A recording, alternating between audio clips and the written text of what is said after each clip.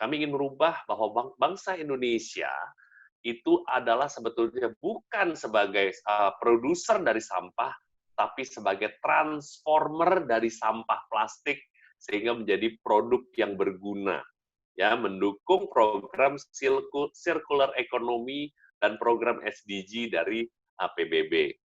Di Jakarta sendiri, dari laporan Dinas Lingkungan Hidup Provinsi DKI, tidak kurang satu harinya 1.000 ton sampah plastik yang diproduksi oleh masyarakat di Jakarta. Ya, daerah sumber plastik yang makin merah, makin banyak. Yang hijau itu aman-aman aja atau itu sedikit.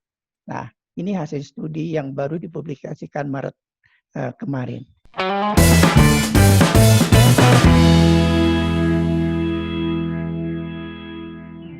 Assalamualaikum warahmatullahi wabarakatuh. Selamat siang semuanya.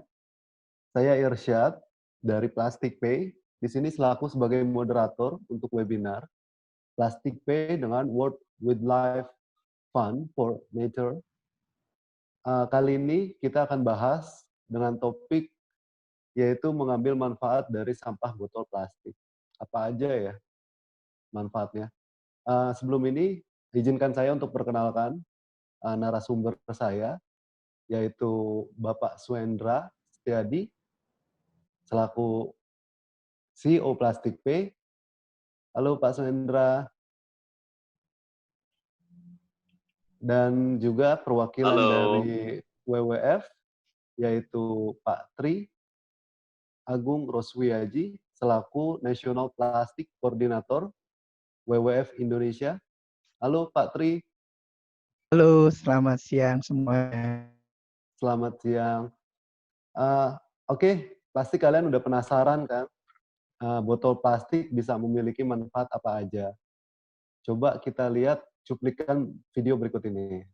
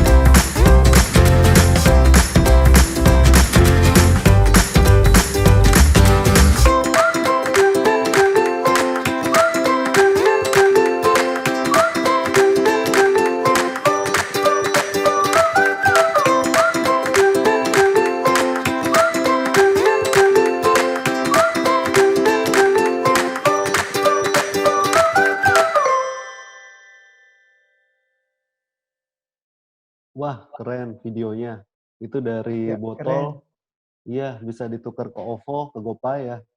Mungkin kita belum banyak tahu bagaimana video itu menjelaskan tentang Plastic Pay.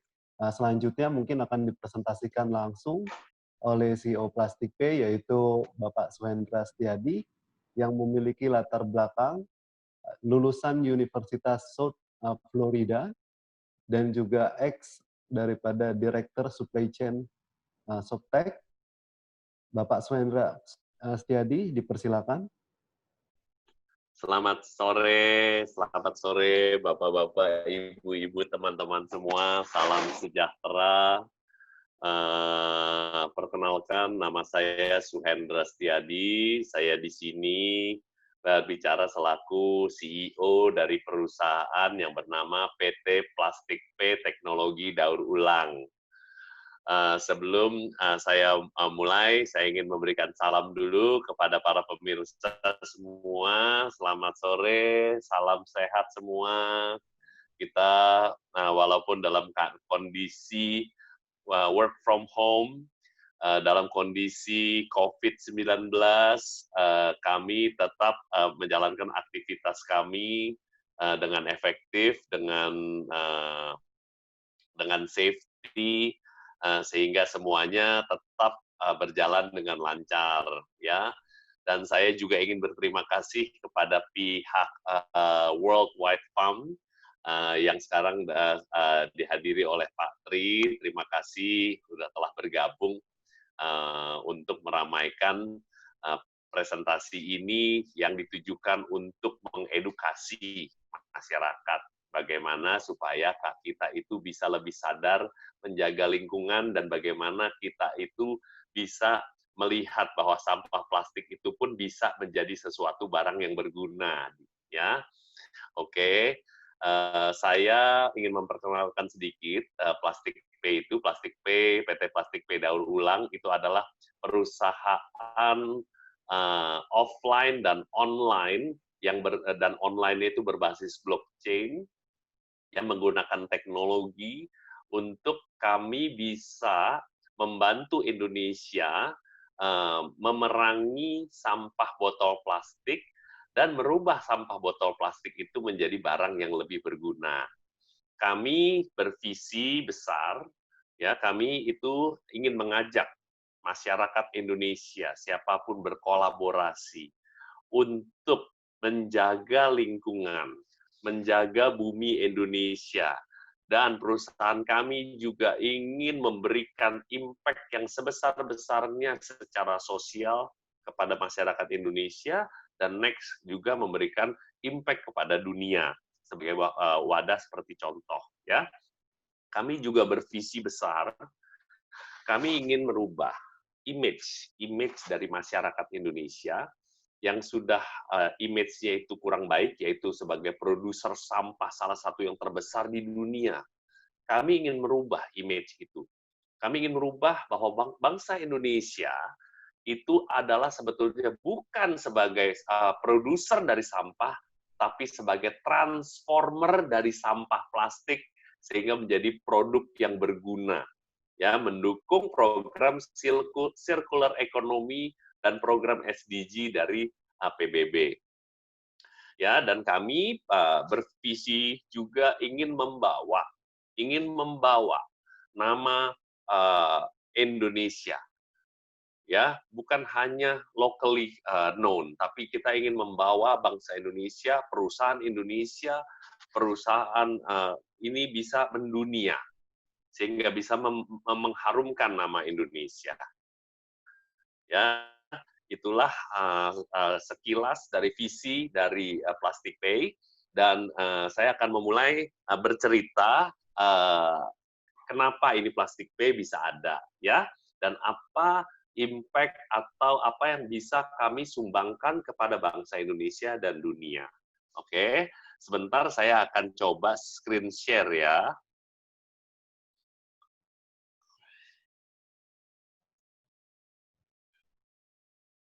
Saya akan screen share.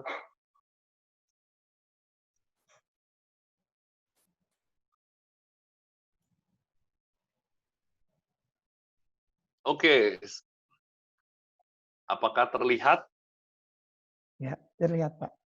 Terlihat, Ya, ya. jelas, Pak. Tapi belum di Ya, in the Pak. play mode nih. Sebentar ya, saya coba reshare.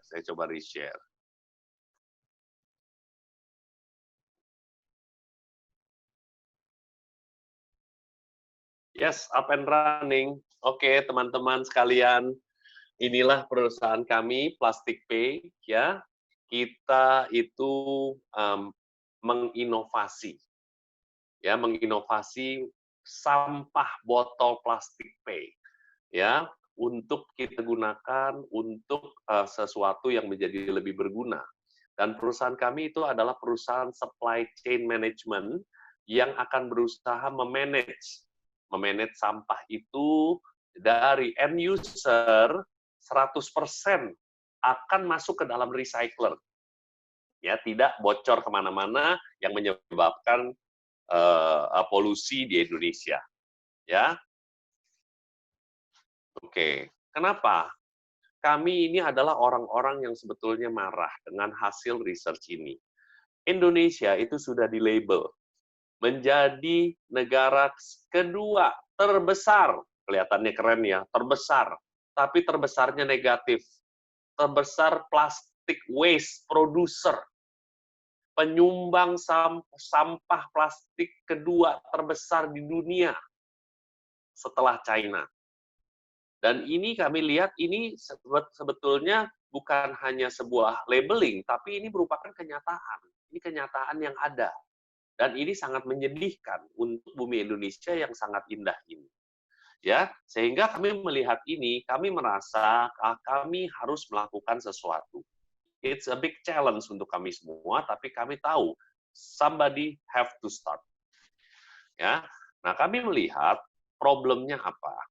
Ya, kami lihat problemnya. Kita lihat, sebetulnya hasil dari sampah botol plastik itu bisa ditransformasi menjadi produk ya yang bernama recycled staple fiber.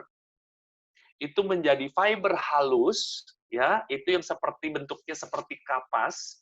Dan itu adalah raw material dari berbagai produk yang bisa menggunakan recycled staple fiber itu menjadi seperti benang, kain,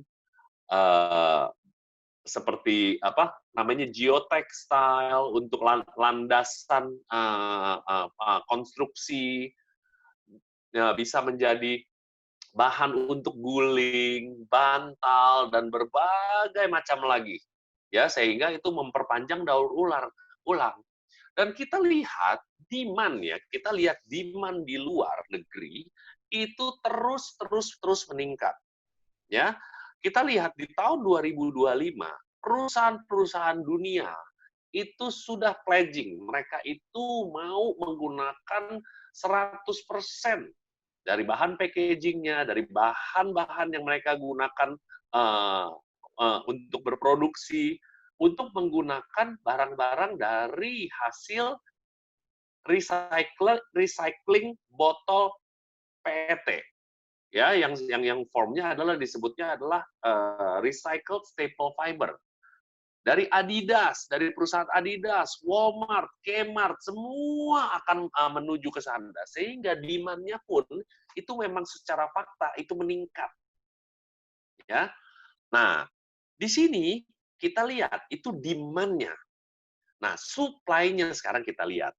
Supply-nya Indonesia tadi saya sudah sebutkan bahwa memang kita sudah di-label sebagai second largest producer of waste plastic.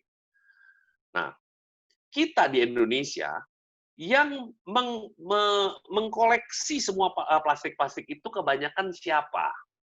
Ya, itu adalah kita sebutnya waste picker, pemulung. Ya, dan kita sudah melakukan deep research ya, ternyata pemulung-pemulung itu yang kita berasumsi bila kita membuang botol plastik itu akan diambil oleh mereka. Ternyata kenyataan yang ada, mereka hanya bisa mengambil sekitar 25-30% dari total sampah. 70% dari sampah-sampah tersebut itu sebetulnya masih ada di tangan kita semua. Kita ini yang masih bertanggung jawab terhadap sampah-sampah itu yang kita buang. Dan akhirnya 70% dari sampah-sampah itu lari ke laut, lari ke sungai-sungai, lari ke landfill yang mempolusi bumi.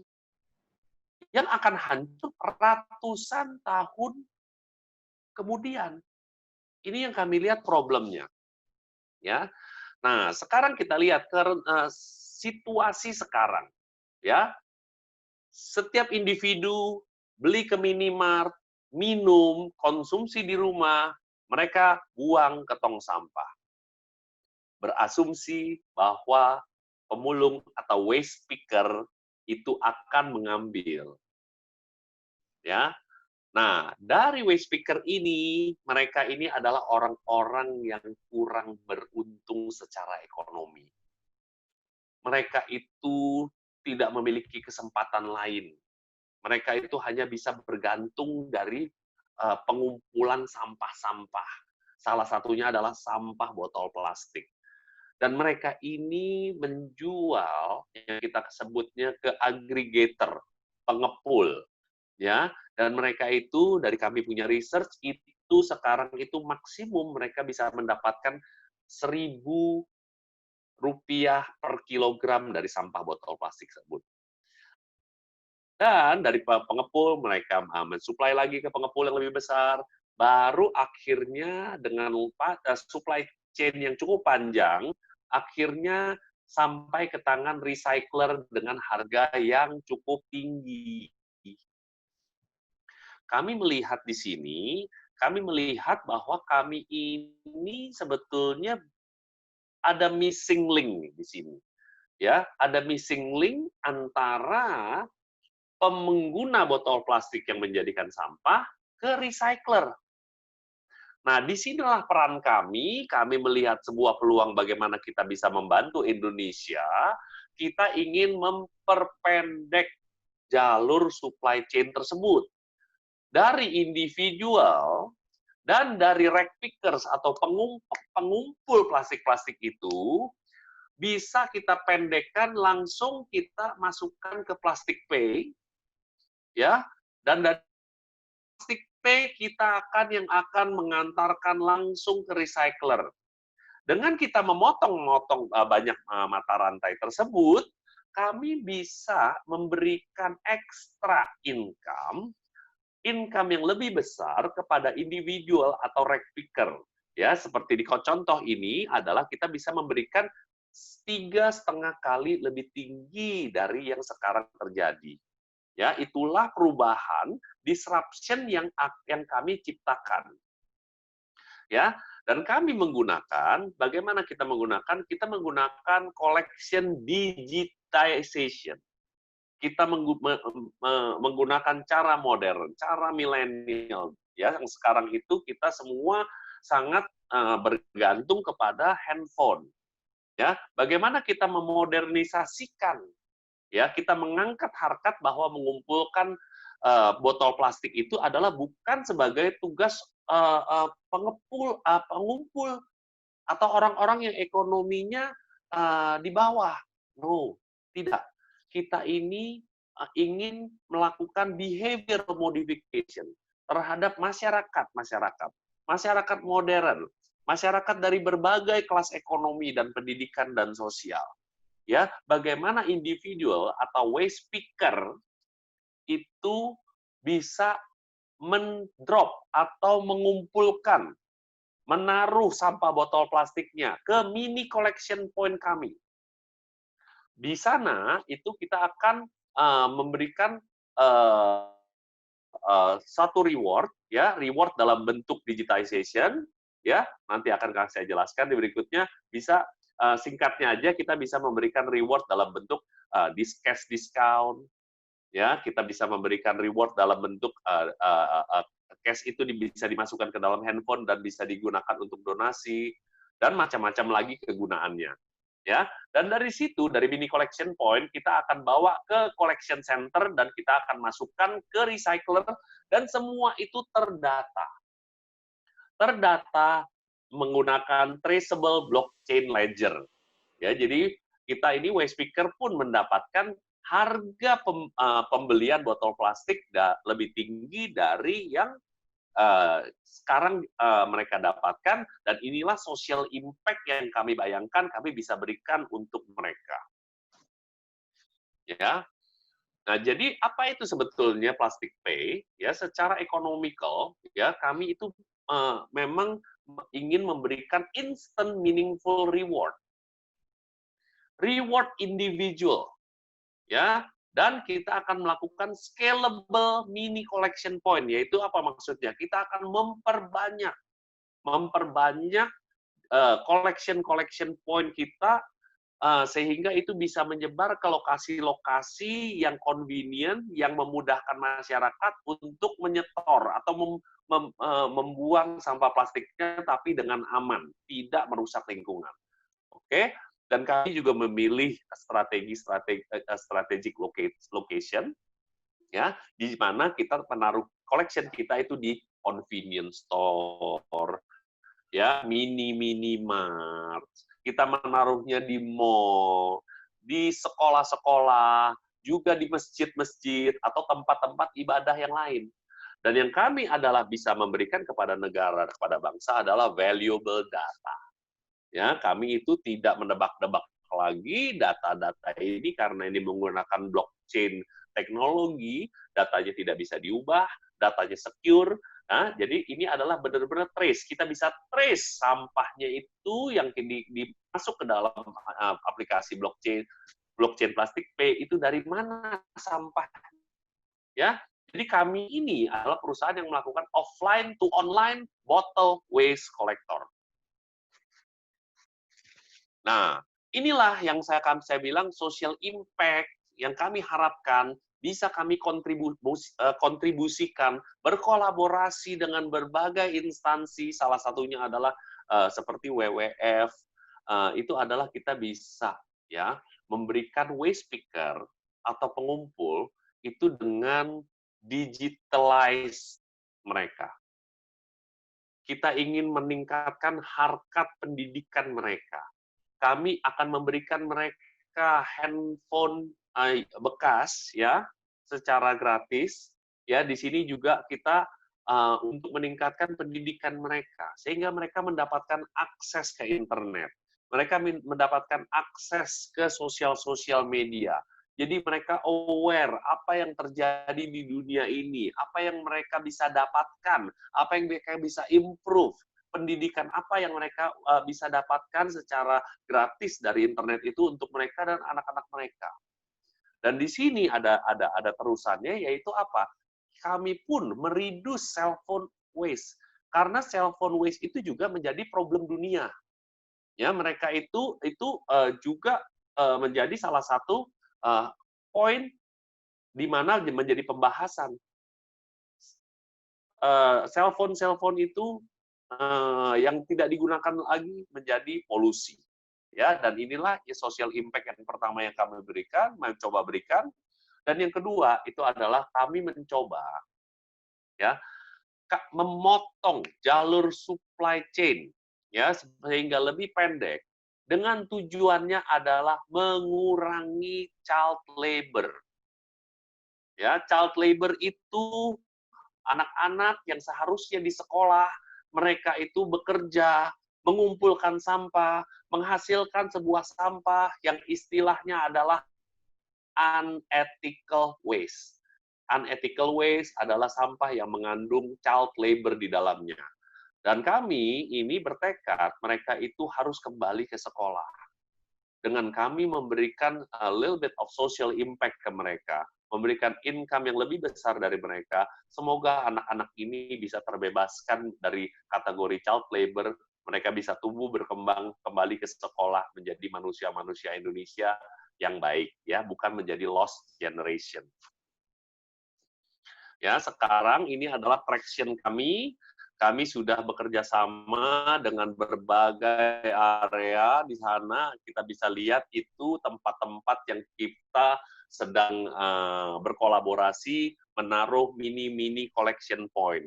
Ya, itulah tempat-tempat yang kami sebarkan dan akan terus berlanjut. Kami ini memang sekarang agak terhambat karena aturan pemerintah. Kita patuh semua terhadap aturan pemerintah untuk tidak melakukan banyak aktivitas di luar, tapi kita postpone dulu. Ya, kita postpone sebagian aktivitas kami, tapi aktivitas ini, education kami tetap berlanjut.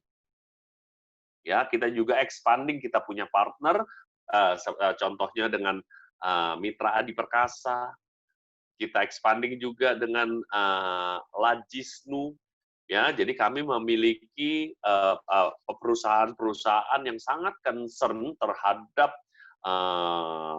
lingkungan Indonesia, penyelamatan lingkungan Indonesia seperti Alfamart, Indomart, sekolah-sekolah internasional, lokal, masjid, itu juga mereka adalah partner-partner kami. Ya, termasuk juga nanti akan menjadi WWF akan menjadi partner kami juga untuk berkolaborasi menyelamatkan bumi Indonesia. Ya, bagaimana kita scale up? Kita scale up. Kita tahu Indonesia adalah negara Muslim, ya, negara Muslim yang 90 bukan negara Muslim, negara yang mayoritas penduduknya adalah Muslim, ya, dan kami menggunakan Muslim Network, ya, untuk kita memberikan sedekah untuk masyarakat Indonesia, masyarakat Muslim di Indonesia memberikan sedekah environment dalam bentuk sampah botol plastik. Ya, itu akan di lokasi-lokasinya kami akan taruhkan, kami punya collection point-nya, ya, dan di sanalah kami akan memberikan pembiayaan juga kepada tempat-tempat tersebut.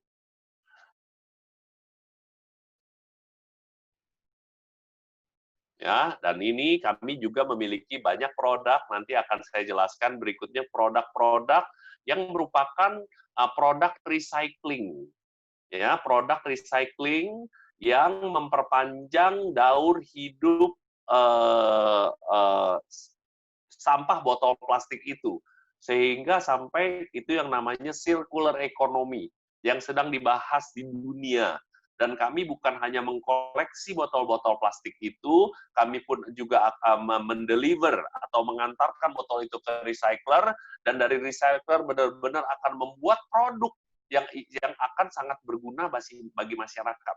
Dan ini menjadi sangat produk yang sangat tren bagi milenial-milenial. Mereka lah adalah target kami yang memang betul-betul sadar bahwa perusahaan lingkungan itu adalah sesuatu hal yang sangat tidak baik untuk Indonesia. Oke, dan inilah tim kami, inilah ada partner-partner kami. Kami berpartner dengan Mr. Victor Choi, ya. Partner saya juga ada Mr. Marco sebagai director, dan ada tim kami juga di sini, Pak Sung, ada Pak Ipul, Pak Irsyad, dan Pak Arif, yang terus ada tim kecil namun efektif kami akan terus bekerja dan berkembang untuk membantu Indonesia memerangi sampah botol plastik. Ya, inilah partner-partner kami. Kami juga, oh ya, ini BINUS ASO ini adalah School of Engineering. Kami juga berpartner dengan BINUS ASO untuk menciptakan mesin atau yang kita sebutnya adalah reverse vending machine, ya, kita yang biasanya itu di luar sana itu dibantu, disponsori oleh pemerintah, tapi kami tahu kami mau justru menggunakan resources dari Indonesia. Kami mau supaya ini kita adalah cinta produk Indonesia, dan kami tahu teknologi ini bisa dihasilkan dari murid-murid atau student-student yang masih berpikiran sangat bright dan menciptakan mesin-mesin vending machine atau disebutnya reverse vending machine, dan kami sudah dalam tahapan akhir uji coba. Ya, wish us luck, semoga semuanya sukses sehingga nama Indonesia menjadi baik, ya. Inilah kami punya appendix pengumpulan, jumlah pengumpulan, transaksi, semua terdata. Ini adalah blockchain based data yang tidak bisa dirubah, ya, jumlah-jumlahnya jelas. Inilah data-datanya seperti ini. Jadi kita tahu dari mana asal-asal botol sampah itu berada, dan kita bisa nanti kita bervisi, ini kita bisa tahu, kita bisa berkompetisi antar provinsi, antar daerah, antar lembaga, seberapa banyak masyarakat Indonesia merubah behavior-nya itu tidak membuang botol plastik, tapi malah mengkoleksinya melalui Plastic Pay. Ya, inilah approach kami ya untuk berkolaborasi. Ini adalah di masjid dengan Lajisnu yang luar biasa support kami, dan aktivitas-aktivitas di sekolah-sekolah lokal maupun internasional, juga pesantren dan madrasah. Ya, agak slow, mohon maaf, agak slow sedikit. Nah, inilah aktivitas-aktivitas kami, bagaimana masyarakat mulai tahu, mulai sadar, mulai ingin mengkoleksi sampah-sampah mereka, dikumpulkan, bukan hanya simply dibuang, digabungkan, mereka mulai memisahkan, lalu mendropping di tempat kami, di tempat mini collection point yang ada yang tersebar sekarang masih ada di daerah Jakarta dan Tangerang. Ya, kami juga melakukan improvement terus terhadap kami punya UI atau UX experience di aplikasi kami. Ini adalah tampilan baru aplikasi kami yang bisa dilihat, bisa di-download Plastic Pay di iOS atau di Android ya. Oke, sekian itulah penjelasan saya mengenai Plastic Pay. Semoga teman-teman bisa melihat aktivitas-aktivitas kami. Semoga teman-teman bisa membantu kami mensukseskan program ini. Ini program memang tidak mudah. It's a long journey. Kami hanya melakukan step kecil, ya, step kecil untuk memulai sesuatu hal yang baik ya demi Indonesia. Ya, saya kembalikan ke Pak Irsyad selaku moderator.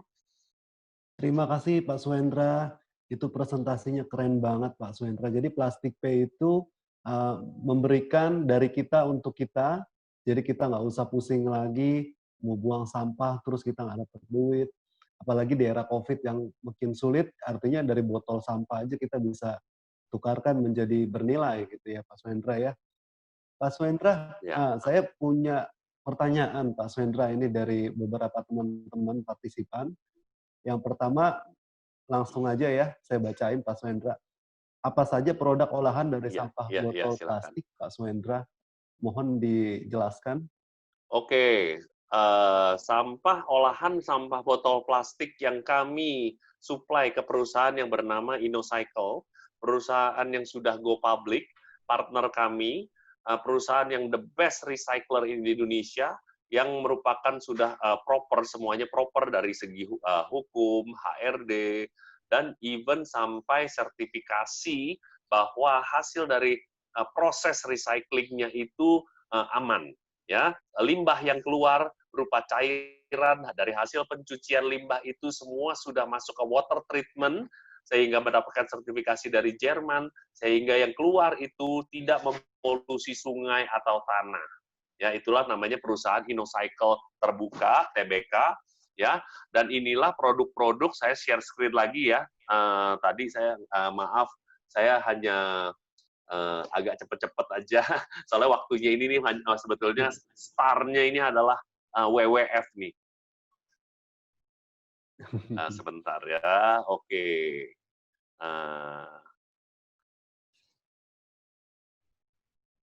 Saya masuk ke produk-produknya seperti ini. Home, insert, slideshow, current show, yes. Ya, inilah produk-produk kami yang mensupport circular economy.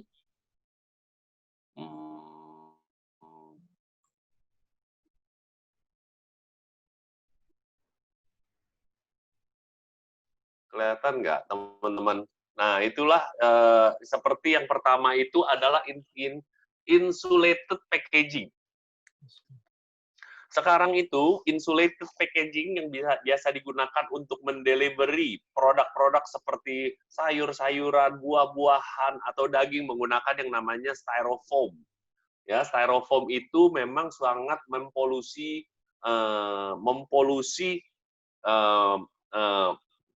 dunia. Ya, itu memakan waktu yang lama dan biasanya tidak didaur ulang.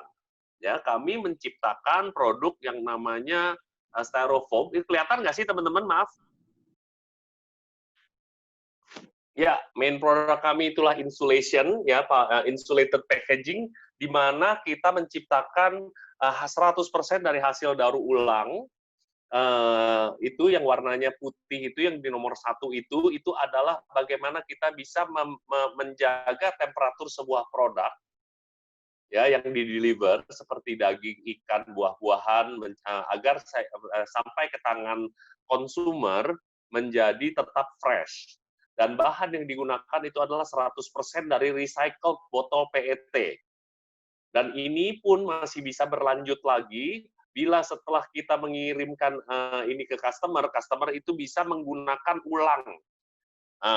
Karena itu masih dalam kondisi bersih, dilapis oleh plastik yang juga merupakan plastik biodegradable, dan itu yang warna putihnya itu masih bisa digunakan sebagai filter ikan, bisa digunakan sebagai penghapus whiteboard, bisa menggunakan untuk pencuci piring. Jadi ini bukan hanya produk recycling yang dipakai sekali, tapi malah masih bisa perpanjang lagi. Ya, ada produk yang kedua yaitu Muslim apparel yang kami sedang develop. Ya, itu adalah kami sudah memiliki yang namanya Muslim sajadah. Ya, sajadah itu kita masukkan dalamnya itu kain belacu, lalu di tengah-tengahnya itu adalah 100% dari hasil recycle botol plastik yang merupakan hasilnya itu di kaki, di lutut itu empuk. Dan ini produk ini merupakan produk yang sangat membantu masyarakat bukan hanya untuk sembahyang, tapi juga melindungi lingkungan. Produk kami itu seperti bedding goods. Bedding goods juga itu mungkin teman-teman di rumah nggak sadar bahwa kami sudah memasuki rumah Anda semua.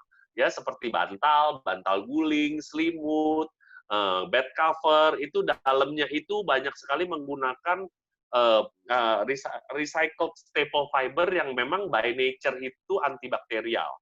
Ya, jadi itu semua aman dipakai, dan itu customer kami dari InnoCycle itu adalah semua manufacturing besar, ya, bukan hanya di Indonesia dan dunia, yang sangat menjaga kualitas, dan kami menjadi preferred supplier dari mereka. Juga even kasur, kami juga membuat produk yang kasur yang terbuat dari recycled material, dari recycled botol plastik.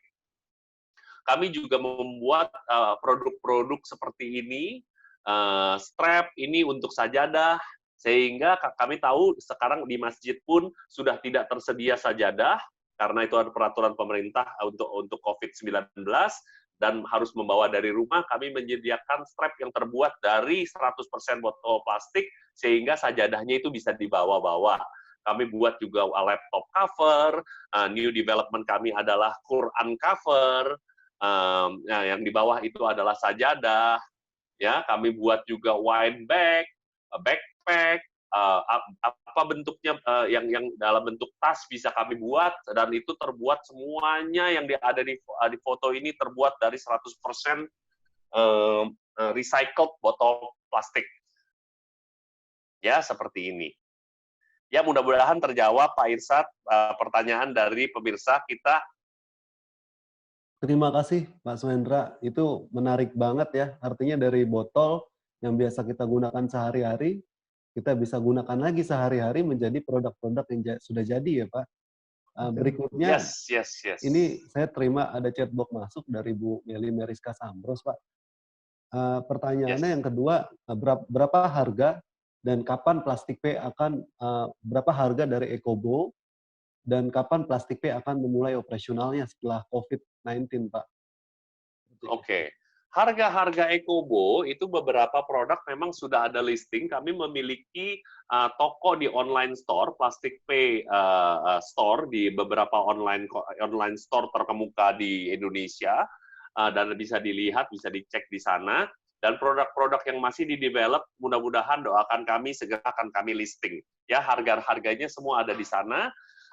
Dan untuk operasi Plastic Pay kami masih melakukan operation seperti biasa, ya, yaitu apa? Kami still work from home.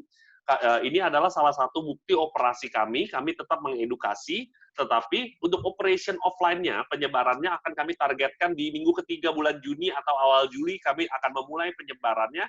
Dan doakan kami akan mulai penyebaran bukan hanya ada di Jakarta dan Tangerang, kami akan mulai penyebaran di luar kota. Mudah-mudahan terjawab Ibu Meli. Oh, hebat sekali ya. Jadi Bu Meli kalau seandainya mau pesan produk-produk Plastic Pay nanti bisa hubungin Irsyad atau teman-teman Plastic Pay Bu Meli ya. Ya, selanjutnya nih saya ada pertanyaan Pak dari Bu Viola Pak terkait langkah strategis Plastic Pay Pak untuk meningkatkan daya tarik dalam mengumpulkan botol dan juga bagaimana supaya masyarakat itu menggunakan aplikasi Plastic Pay Pak. Sekiranya mohon dibantu jawab, Pak. Ini pertanyaan yang sangat bagus sekali, dan itu juga memang merupakan kami punya fokus point bagaimana kami bisa mengajak sebanyak-banyaknya masyarakat dan agar bisa behavioral modification ini bisa terjadi. Ya, bagaimana kita melakukannya adalah kami menggandeng mitra-mitra. Kami sadar Plastic Pay itu bukan siapa-siapa bila kita ini hanya bekerja sendiri. Hanya dengan kolaborasi dengan perusahaan-perusahaan yang tadi sudah kami sebutkan di atas, dan juga perusahaan-perusahaan atau badan-badan atau lembaga-lembaga atau NGO bekerja sama, saling membahu untuk mensukseskan program behavioral modification, mentransformasi sampah plastik menjadi barang yang lebih berguna. Ya, jadi itulah cara kami akan terus berkolaborasi dengan siapapun yang ingin mensukseskan program nasional ini. Mudah-mudahan terjawab, Pak Irsyad. Oke, terima kasih Pak Suhendra. Mudah-mudahan terjawab Bu Viola atas pertanyaannya. Semoga bisa bekerja sama juga dengan perusahaannya iHome dengan Plastic Pay. Terima kasih Pak Suhendra atas waktunya dan penjelasan serta jawaban yang sangat menarik. Ya, hebat sekali Pak. Dari botol bisa jadi produk-produk yang bermanfaat. Terima kasih Pak Irsyad. Berikutnya, terima kasih atas waktunya. Sama-sama Pak. Berikutnya kita akan undang narasumber bintang tamu kita yang istimewa, yang memiliki latar belakang lulusan STKS Bandung, dan sudah tersertifikasi secara internasional oleh lembaga institusi internasional di Bangkok, di US, dan juga dari Jepang, Hiroshima. Sudah bekerja selama 17 tahun di Yayasan WWF Indonesia. Langsung saja saya perkenalkan Bapak Tri Agung Roswiaji yang lebih akrab dipanggil Pak Tri sebagai National Plastic Coordinator di WWF Indonesia. Dipersilakan Pak Tri. Terima kasih Mas Irsyad. Selamat pagi, selamat siang. Assalamualaikum warahmatullahi wabarakatuh. Para pemirsa sekalian, tadi saya sudah diperkenalkan dan kami ini dari WWF Indonesia sangat tertarik dengan tadi pemaparan Bapak Suhendra, CEO dari Plastic Pay yang telah banyak menggambarkan berbagai produk yang ramah lingkungan.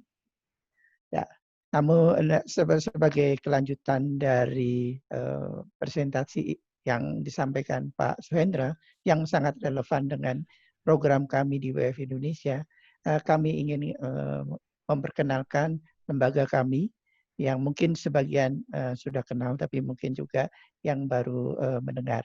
Mungkin Mas Irsyad, saya ada beberapa film, mungkin kiranya bisa ditampilkan. Oke, silakan. Kita tampilkan video dari WWF Indonesia. Ya, terima kasih.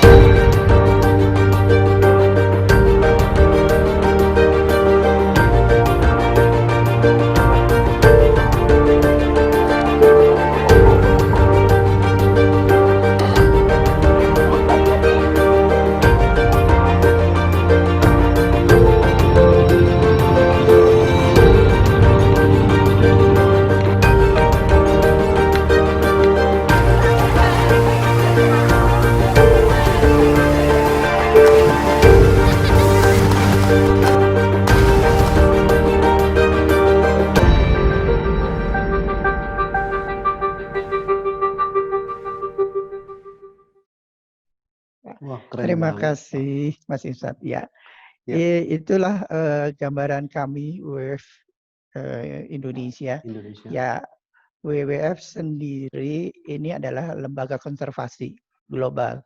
WWF di dunia ini ada di kurang lebih sekitar 83 negara, salah satunya Indonesia. Dan WWF Indonesia telah menjadi yayasan WWF Indonesia. Kegiatan WWF sendiri di Indonesia sebenarnya sudah lama, yaitu sejak tahun 62, ya. Dan yang pertama kali kami bekerja di Taman Nasional Ujung Konol yang sekarang dikenal. Ya, WWF Indonesia saat ini juga bekerja di lebih dari 32 provinsi di Indonesia, dan kami juga memiliki kantor-kantor baik di Jawa, Sumatera, Kalimantan maupun Papua. Ya. Nah, menyambung diskusi yang tadi disampaikan Pak Suhendra, sebenarnya ini sangat relevan yang sedang WWF saat ini lakukan. Ya. Banyak masih yang memang melihat bahwa WWF bekerja di bidang konservasi spesies dan sumber daya alam. Itu betul. Namun kami melihat saat ini ada ancaman besar terhadap kelangsungan hidup spesies dan sumber daya alam lainnya, termasuk jasa ekosistemnya. Mungkin saya bisa paparkan sedikit tentang presentasi mengapa WWF itu merasa penting untuk terlibat di dalam upaya pengurangan plastik di alam. Mungkin bisa ditampilkan presentasi yang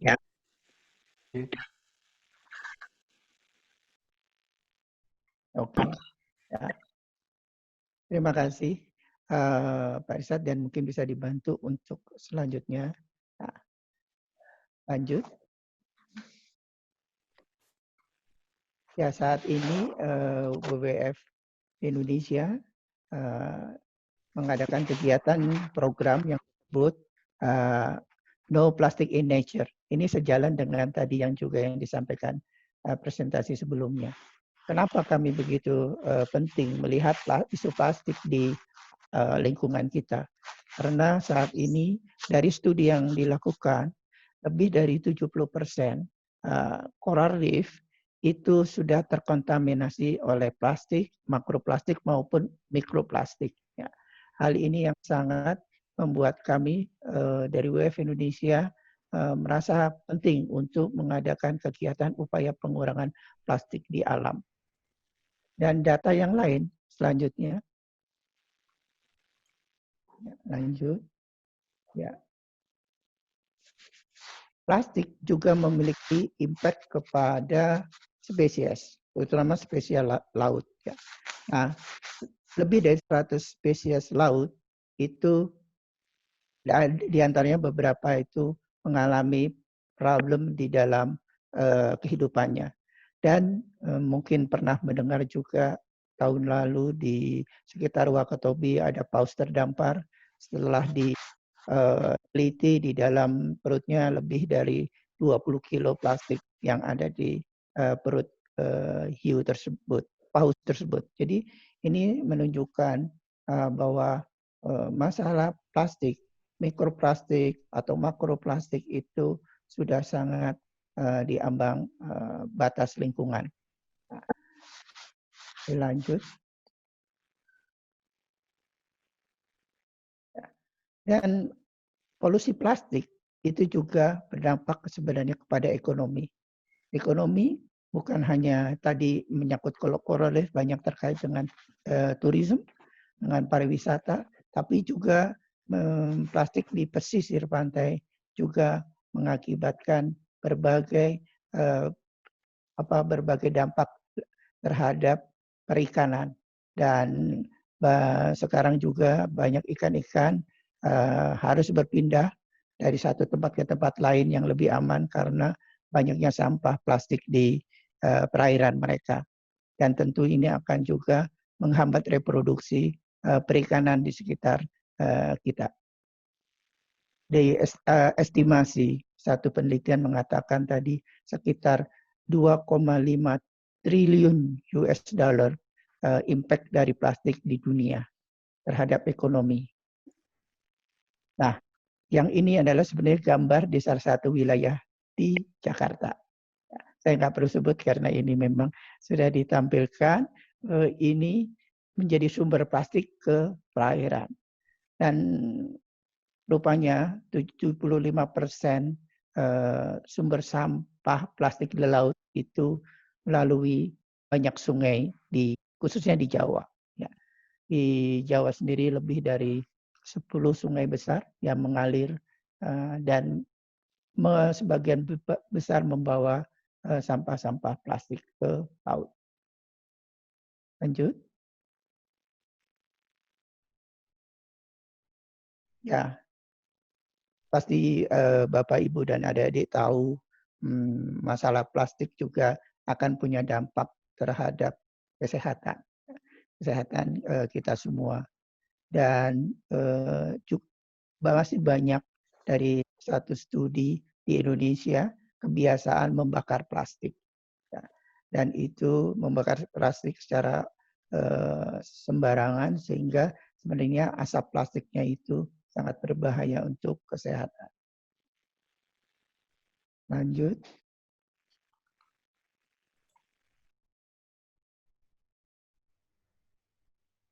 Nah, inilah konsep yang kami sekarang coba bawa.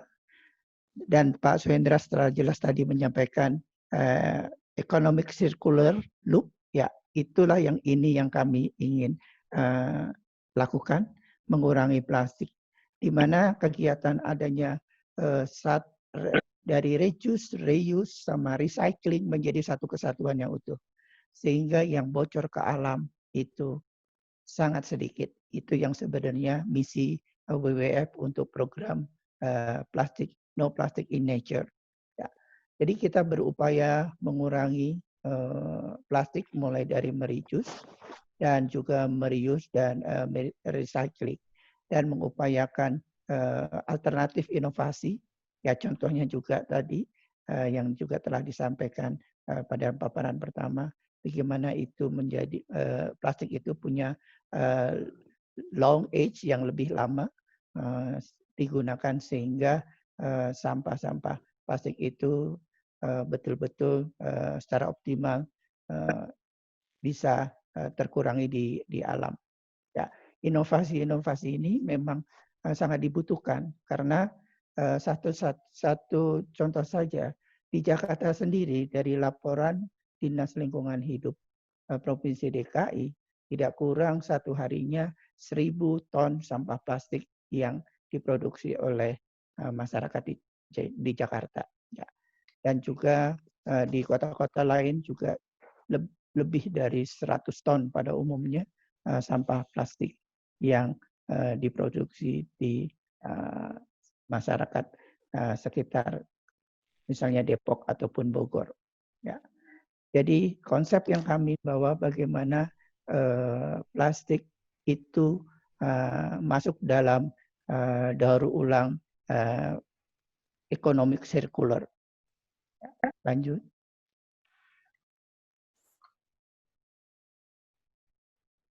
Ya, untuk kegiatan implementasi No Plastic in Nature, kami ada 3 pilar utama, ya, yaitu ada bisnis model innovation, ya, yang kami nanti juga harapkan bisa yang bagian ini banyak kerjasama dengan Plastic Pay. Terus ada global plastic policy. Ya, ini plastik yang sebenarnya plastik itu bukan lagi juga marketnya di satu negara. Sekarang ini marketnya bisa antar negara. Ya, dan ini upaya kita mengurangi dan memerangi illegal plastic trade. Ya. Dan yang ketiga itu plastic smart city. Ya, ini kegiatan-kegiatan di setiap kota yang bisa memanfaatkan plastik secara lebih ramah lingkungan.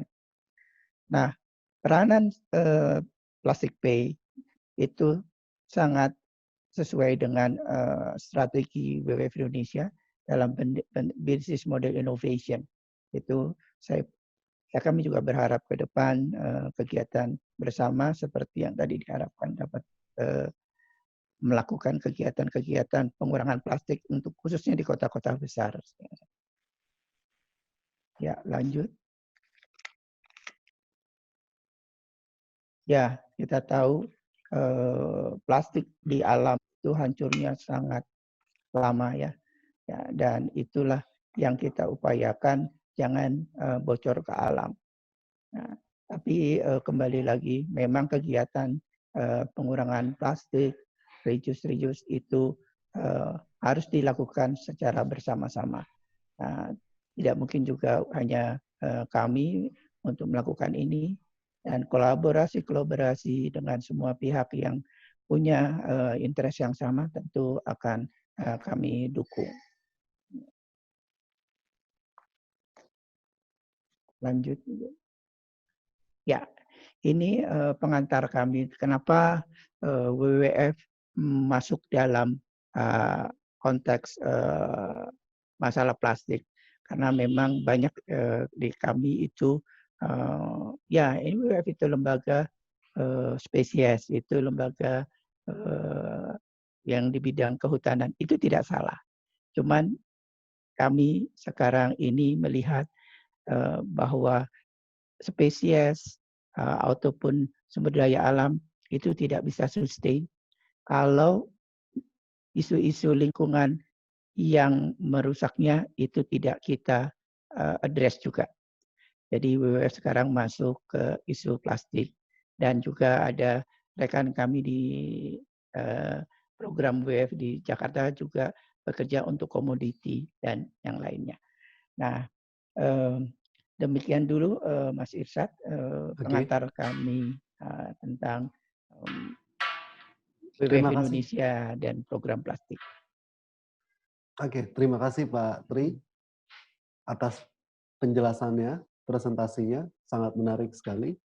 Dan WWF sudah terkenal secara global, secara internasional, bahkan nasional. Dan saya rasa Plastic Pay dan WWF memang memiliki visi dan misi yang sama. Gitu. Nah, untuk saya pribadi, Pak Tri, memiliki pertanyaan. Kira-kira tadi kan dibahas terkait isu plastik dan secara global, terkait flora dan fauna, seperti itu. Oke, Ya. Mungkin saya boleh bertanya, tapi sebelum saya bertanya, ada video menarik yang akan ditampilkan dari WWF. Bisa kita lihat cuplikan berikut ini terlebih dahulu. Tahukah kalian kalau Indonesia itu adalah sumber sampah plastik terbesar nomor 2 di dunia? Masa sih? Terus? Jadi kalau kalian nggak mau hidup di atas sampah plastik, kita harus mengurangi penggunaan plastik kita. Tapi kita semua cinta plastik, semuanya plastik, dari sedotan, botol air mineral, tas plastik. Setiap hari kita membutuhkan plastik. Gimana kalau aku bilang kalau botol plastik itu nggak akan pernah hilang dari muka bumi ini? Sebenarnya kebanyakan dari sampah plastik itu nggak bisa didaur ulang. Plastik itu butuh ratusan tahun untuk terurai. Plastik daur ulang pun butuh 2 tahun lebih untuk terurai. Dan dalam 2 tahun itu kita udah memakai ribuan plastik yang lainnya. Kita juga nggak mungkin membakar plastik itu karena itu akan mengeluarkan gas yang beracun ke atmosfer. Jadi kita harus gimana dong? Wah, terima kasih WWF sudah menampilkan video yang lucu, menarik, saya rasa Pak. Dan Ya. saya harap itu bisa merubah pemikiran orang terkait sampah plastik. Lalu berikutnya saya akan melanjutkan, mungkin yang tadi sempat tertunda. Pertanyaan dari saya, Pak Tri, mohon dibantu jawab. Bagaimana kira-kira langkah-langkah strategis WWF dalam menangani isu masalah plastik, Pak Tri? Selain tadi sudah disebutkan secara global, mungkin secara lebih terperinci seperti apa, Pak Tri? Mohon diperjelas. Ya, terima kasih Mas Irsyad.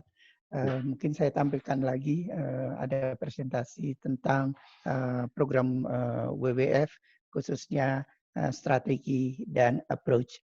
Bisa ya, tolong bisa ditampilkan. Ya, ini gambaran kondisi sampah plastik di Indonesia. Dan ini bukan dari kami, sebenarnya ini adalah dari National Plastic Action Plan Indonesia. Jadi di Kementerian Maritim dan Investasi telah menerbitkan dokumen tentang hotspot plastik di Indonesia. Di dalamnya ada peta penyebaran sampah plastik, dan yang merah itu adalah daerah sumber plastik. Yang makin merah makin banyak. Yang hijau itu aman-aman aja atau itu sedikit. Nah, ini hasil studi yang baru dipublikasikan Maret kemarin. Jadi ini memang masih aktual dan kondisinya kita khusus yang di Jawa itu merupakan hotspot plastik. Lanjut. Ya, ini salah satu upaya yang sekarang sedang dilaksanakan oleh WWF Indonesia. Ini adalah strategi kita melakukan upaya pengurangan sampah plastik di alam.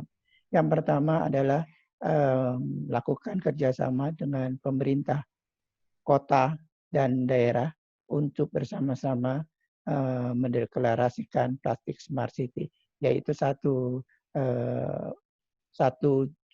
upaya deklarasi untuk mengurangi sampah plastik di alam. Plastik Smart City itu adalah satu, seperti mungkin contohnya Earth Hour. Earth Hour sendiri mungkin adik-adik pasti pernah ikut atau terlibat. Itu salah satu inisiasi global bagaimana menghemat energi. Nah, hal yang sama yang kita sedang lakukan adalah membuat komitmen kota-kota di Indonesia untuk terlibat dalam program Plastik Smart City.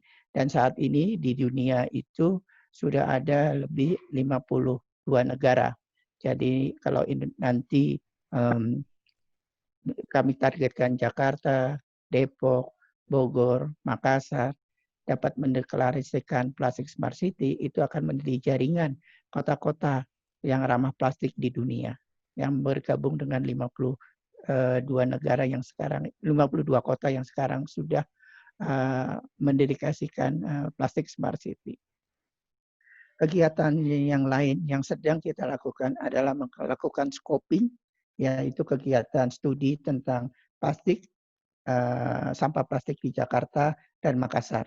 Ini tahun ini sedang akan direncanakan. Memang tim sudah dibentuk dan dengan konsultan kita akan melakukan studi ini.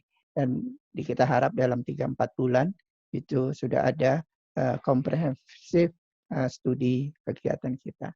Dan kita juga akan melakukan rencana bersama dengan pemerintah kota, karena di dalam peraturan pemerintah kota mempunyai tanggung jawab untuk mengelola persampahan, tidak hanya plastik secara keseluruhan. Jadi sampah itu sampah menjadi tanggung jawab utama. Jadi kami akan bekerja sama dengan kota-kota, khususnya Jakarta, Bogor, dan Depok, serta Makassar di tahun ini. Nah, kebijakan tentu juga itu hal yang penting akan kita dukung. Contohnya implementasi EPR yang peraturannya baru diterbitkan Desember yang lalu oleh KLHK. Ya. Yang menarik saya pikir pelibatan masyarakat dan khususnya adalah milenial. WWF Indonesia sekarang sedang menjajaki kerjasama juga dengan beberapa startup ya, yang kalau tadi Pak Suhendra itu betul startup di bidang secara economic circular loop semua, dan kalau ini juga startup khususnya untuk milenial yang banyak untuk pendidikan dan awareness ya. Salah satunya partner kami itu Bye Bye Plastic Bag. Itu ada bagaimana mengkampanyekan, mengedukasi milenial untuk terlibat di dalam upaya pengurangan plastik atau bijak dalam menggunakan plastik. Dan dengan private sector itu kami juga tentunya akan bekerja sama, baik yang retailer yang besar-besar itu akan menjadi bagian dari kegiatan. Dan yang terakhir itu citizen science. Nah, ini ada satu tools untuk memonitor tentang jumlah plastik yang ada di alam. Softwarenya sudah ada dan tinggal sebenarnya di-upload. Dan yang menarik dari software citizen science ini, adik-adik atau bapak ibu kalau mengambil foto di satu tempat yang banyak plastiknya, nanti dia akan masuk ke sistem literati yang kita sebut situ. Di situ lalu dia akan memberitahu jenis sampah-sampah apa yang di situ dan volumenya berapa. Itu secara online itu akan muncul di dalam feedback dari sistem literati ini. Nah ini tapi monitoring ini juga akan kita coba kembangkan yang lebih variasi lagi yang lebih banyak, sehingga monitoring plastik tidak hanya oleh pemerintah tapi oleh kita, oleh partisipasi publik itu akan lebih juga memberikan kontribusi data-data kondisi plastik saat ini. Ya. Bisa lanjut. Oke, ini satu contoh bagaimana Pledge Plastic Smart City yang tadi saya sampaikan. Dan target WWF itu 1.000 kota hingga 2030. Mungkin itu jawaban saya yang terkait tadi dengan pertanyaan strategi dan kegiatan WWF yang sedang dan akan dilakukan. Oke, terima kasih Pak Tri sudah dijawab bagaimana langkah-langkah strategi WWF dalam membentuk ya atau menangani isu sampah plastik. Nah, tapi Pak Tri tadi kan dijelasin terkait pemerintah, terkait masyarakat, tentunya kita sama-sama tahu jika pemerintah itu kan juga punya program sendiri-sendiri, Pak Tri, di masing-masing wilayah. Anggaplah Tangerang seperti itu. Dan bagaimana kira-kira dukungan dan tanggapan dari pemerintah maupun masyarakat di kota tersebut terkait plastik Smart City Project yang dicanangkan sama WWF. Ya, terima kasih Mas Irsad. Kami sudah berkomunikasi juga dengan Dinas Lingkungan Hidup Provinsi DKI dan juga Bapak Wakil Wali Kota Bogor tentang plastik Smart City. Beliau menyampaikan baik dari DKI maupun Kota Madya Bogor bahwa mereka punya program rencana jangka menengah dan panjang untuk upaya pengurangan plastik. Jadi ini sangat inline dengan rencana pemerintah dalam upaya membenahi tata kelola sampah plastik, sampah secara keseluruhan dan sampah plastik di dalamnya. Di kota-kota itu sudah memiliki rencana seperti itu, dan kami tentunya melalui Plastic Smart City ingin memperkuat upaya-upaya yang dilakukan oleh pemerintah. Contohnya dalam diskusi dengan Pemda DKI, beliau menyampaikan karena sistem sekarang yang masih berjalan adalah mengumpulkan lalu ditaruh di TPS dan diangkut lalu dibuang ke TPA. Nah, sistem ini yang seperti ini kita akan lihat ke depan bagaimana untuk lebih diefisienkan, diefektifkan sehingga sampah-sampah itu tidak yang terbuang ke TPA hanya residu. Itu permintaan juga dari pemerintah. Nah, sehingga sampah yang lain sebenarnya itu bisa didaur ulang, baik yang organik maupun anorganik, termasuk sampah plastik di dalamnya.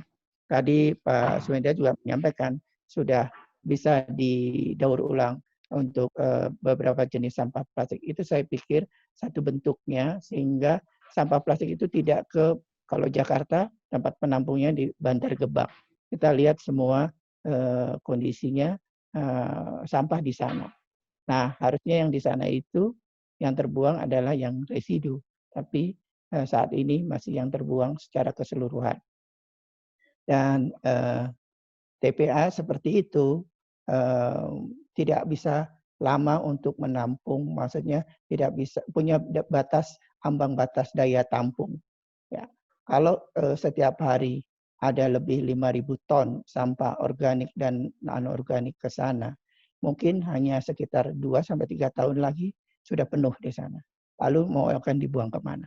Itu adalah persoalan-persoalan yang kita ingin kerjasamakan untuk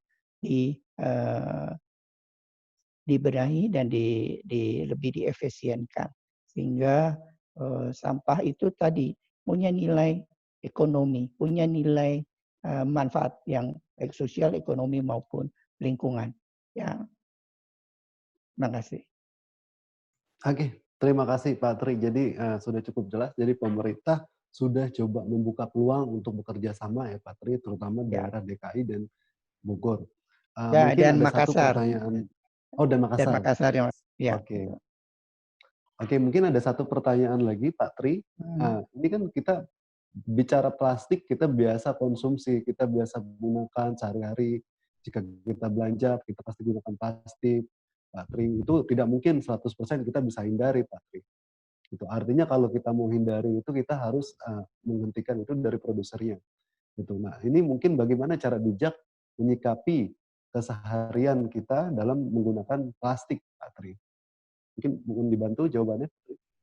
Ya, sebenarnya banyak cara dan saya juga melihat dari teman-teman milenial seperti misalnya Bye Bye Plastic Bag, mereka punya beberapa advice, saran untuk upaya penggunaan plastik. Ya, yang sebenarnya sekarang ini yang juga banyak sudah digaungkan diet plastik. Ya, terus juga menggunakan plastik berulang-ulang atau menggunakan kantong bawa sendiri. Sudah saya pikir upaya yang baik juga mengurangi penggunaan plastik sehari-hari. Kita bawa kantong sendiri baik itu dan setelah dipulang dicuci sehingga itu bisa digunakan berulang-ulang. Memang plastik itu tidak bisa saat dengan kondisi masyarakat modern itu sudah menjadi bagian kehidupan. Nah, mengurangi perlu penting. Nah, tapi sisi lain juga harus dilihat tidak hanya mengurangi, tapi karena kalau dimanfaatkan itu menjadi daur ulang yang circular ekonominya masuk di dalamnya. Nah, terus sehari-hari kita juga harus bijak, misalnya memilih produk. produk-produk yang ya sedapat mungkin yang mungkin tidak menggunakan plastik yang banyak di dalamnya. Terus dan saya juga senang sudah lihat juga banyak anak-anak muda sekarang bawa tumbler itu sebenarnya bentuk-bentuk lain yang pengurangan plastik. Gitu. Tapi yang lebih dari itu sebenarnya kembali bahwa plastik itu jangan sampai, ya kami sarankan jangan sampai itu terbuang ke alam karena apapun plastik itu punya nilai. Tadi Pak Suendra juga sudah sampaikan punya nilai ekonomi, punya nilai sosial dan juga lingkungan. Nah, selama itu plastik digunakan pertama secara bijak, yang kedua digunakan secara efisien, tentu sebenarnya masalah plastik di alam itu akan sangat terkurangi. Nah, hal-hal ini sebenarnya sudah banyak juga dibahas di beberapa YouTube atau startup yang terkait sama pengurangan isu plastik. Buat kami WWF Indonesia, ya kami melihat terpenting adalah bagaimana plastik itu masuk dalam circular economy. Dan kalau itu masuk, artinya tidak ada yang terbuang ke alam. Gitu. Terima kasih.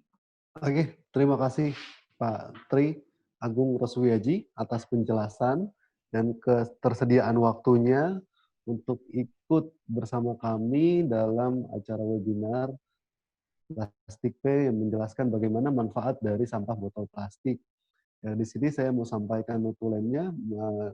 Jadi plastik itu memiliki nilai manfaat dan bahwa kita tidak bisa hanya menginstruksikan masyarakat, tapi kita bisa bersama Plastik Pay untuk mengajak masyarakat berubah dan mulai dari rumah kita sendiri, lalu ke lingkungan kita, baru kita ajak ke rekan-rekan kita yang lain. Mungkin seperti itu aja, saya rasa cukup webinar hari ini. Terima kasih para partisipan telah berpartisipasi dalam acara ini. Terima kasih yang saya tidak bisa sebutkan satu persatu dari mana. Mungkin jika ada yang belum hadir, teman-temannya bisa diajak untuk melihat di YouTube, bisa like dan subscribe Plastik Pay dan juga WWF Indonesia di YouTube Plastik Pay dan di YouTube WWF Indonesia, dan juga bisa kita lihat di Instagram Plastik Pay ataupun WWF Indonesia. Sekian dari saya, Irsyad, perwakilan dari Plastik Pay. Saya ucapkan selamat sore dan Assalamualaikum warahmatullahi wabarakatuh.